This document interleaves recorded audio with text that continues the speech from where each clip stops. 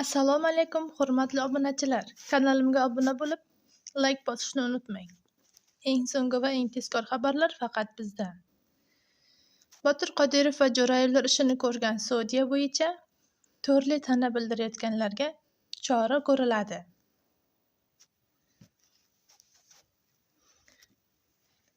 Saudiyalar Oliy Kengashi Botir Qodirov va Jo'rayevlar ishini ko'rgan Saudiya sha'niga noma'qul va asossiz ta'nalar bildirayotganlarga chora ko'rilishini ma'lum qildi.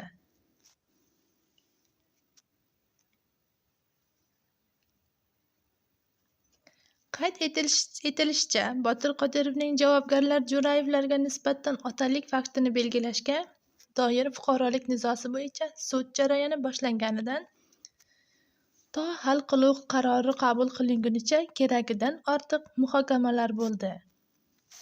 Ijtimoiy tarmoqdagi muhokamalar sud qarori qabul qilinganidan keyin ham davom etib, ensani qotiradigan darajaga yetdiki, bu haqda ikki og'iz gap aytishning o'zi ortiqcha aslida. Biroq suddan keyin taraflar va ularga xayrixohlar o'rtasidagi virtual munosabatlarda ishni birinchi bosqich sudida ko'rib chiqqan Saudiya sha'niga noma'qul va asossiz ta'nalar aytish holatlari ham uchramoqda deyiladi.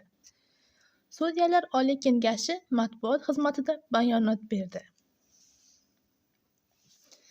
Xususan, bloger Jasur Hamrayev ijtimoiy tarmoq orqali chiqishida da'vogar qo'li uzun ekani haqidagi gapini eslatib, go'yoki uning uzun qo'llari Saudiyagacha yetib borganini ochiq iddao qilgani keltirib o'tilgan.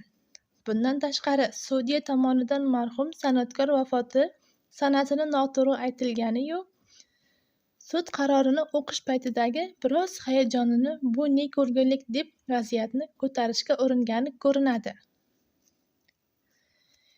Eng yomoni uning iddaolari ish bo'yicha javobgar tarafning ijtimoiy tarmoqdagi sahifa va kanallarida tarqalayotgani natijasida sudyaning xolisligi borasida turli shubhalar ehtimoli paydo bo'lmoqda, deyiladi bayonotda. Ta'kidlanishicha, bir necha oy davom etayotgan proses bu davrda tarmoqlardagi adoqsiz muhokamalar, ularda hatto tor doirada aytilishi mumkin bo'lmagan gaplar baralla aytilib, keng ommada turli qarashlar shakllanishiga qaratilgan harakatlar sudga nisbatan ijtimoiy bosim paydo qilib bo'lgandi. Saudiyalar Oliy Kengashi kimningdir go'yoki uzun qo'llari Saudiyagacha yetib borganiga oid ta'na va iddaolarga huquqiy baho berishga ehtiyoj mavjud deb hisoblaydi hamda bu borada vakolati darajasida lozim choralar ko'rilishini bildirdi.